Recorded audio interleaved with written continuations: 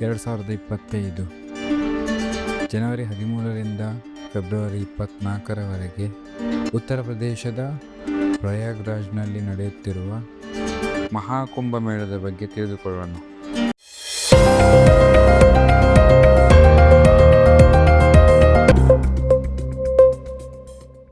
ಕುಂಭಮೇಳನ ಯಾಕೆ ಮಾಡ್ತಾರೆ? ಸಮುದ್ರ ಮಂಥನದ ಬಗ್ಗೆ ನೀವು ಕೇಳಿ ಇರ್ತೀರ. ಸಮುದ್ರ ಮಂಥನದ ಸಮಯದಲ್ಲಿ ಬಂದಂತಹ ಅಮೃತ ಕಳಶವನ್ನು ದೇವತೆಗಳು ತೆಗೆದುಕೊಂಡು ಹೋಗುವಾಗ ಅಸುರರು ಅವರನ್ನು ಹಿಂಬಾಲಿಸುತ್ತಾರೆ. ಆ ಸಂಘರ್ಷದಲ್ಲಿ ಪೃಥ್ವಿಯ 4 ಜಾಗಗಳಲ್ಲಿ ಅಮೃತದ ಹಾನಿಗಳು ಬೀಳುತ್ತೆ. ಅದೇ ಉಜ್ಜಯಿನಿ, ಪ್ರಯಾಗರಾಜ್, ನಾಸಿಕ್ ಮತ್ತು ಹರಿದ್ವಾರ. ಈ ಕಾರಣಕ್ಕಾಗಿ ಈ ಜಾಗಗಳಲ್ಲಿ ಕುಂಭಮೇಳವನ್ನು ಆಚರಿಸ್ತಾರೆ. ಒಟ್ಟು 3 ರೀತಿಯ ಕುಂಭಮೇಳ ನಡೆಯುತ್ತೆ.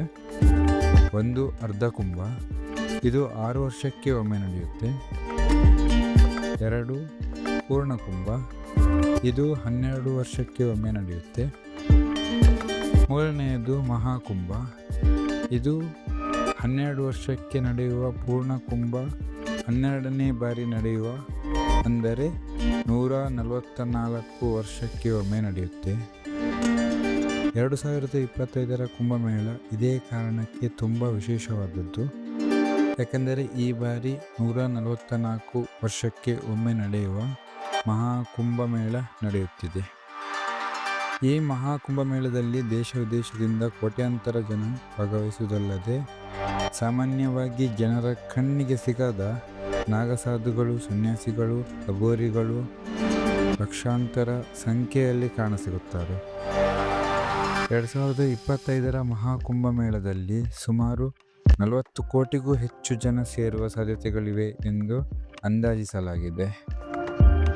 ಮಹಾಕುಂಭಮೇಳದಲ್ಲಿ ಪ್ರಮುಖವಾಗಿ ಕುಂಭಸ್ನಾನ ಪ್ರಾಮುಖ್ಯತೆಯನ್ನು ಪಡೆದಿದೆ. ಕುಂಭಮೇಳದಲ್ಲಿ ಮೊದಲು ನಾಗಸಾಧುಗಳು ಸ್ನಾನವನ್ನು ಮಾಡಿದ ನಂತರ ಬೇರೆಯವರಿಗೆ ಸ್ನಾನವನ್ನು ಮಾಡಲು ಅವಕಾಶ ನೀಡಲಾಗುತ್ತದೆ. ನಮ್ಮ ಈ ಮಾಹಿತಿ ನಿಮಗೆ ಇಷ್ಟ ಆಗಿದ್ದರೆ ನಮ್ಮ ಚಾನಲನ್ನು ಲೈಕ್ ಮಾಡಿ, ಶೇರ್ ಮಾಡಿ. ಹಾಗೆ ಮಹಾಕುಂಭದಲ್ಲಿ ಏನೇನಿರುತ್ತೆ ಎಂದು ನನ್ನ ಮುಂದಿನ ವಿಡಿಯೋಗಳಲ್ಲಿ ನಾನು ನಿಮಗೆ ತಿಳಿಸ್ತಾ ಹೋಗ್ತೀನಿ. ಇದು ನಿಮಗೆ ತಲುಪಬೇಕಾದ್ರೆ ನಮ್ಮ ಚಾನಲನ್ನು ಸಬ್ಸ್ಕ್ರೈಬ್ ಮಾಡಿ, ಬೆಲ್ ಐಕಾನನ್ನು ಪ್ರೆಸ್ ಮಾಡಿ. ನಾನು ಮುಂದೆ ಹಾಕೋ ವಿಡಿಯೋಗಳ ನೋಟಿಫಿಕೇಷನ್ ನಿಮಗೆ ಬರುತ್ತೆ. ಹೀಗೆ ಸಪೋರ್ಟ್ ಮಾಡ್ತಾಯಿರಿ ಅಂತ ಕೇಳ್ತಾ ಧನ್ಯವಾದಗಳು.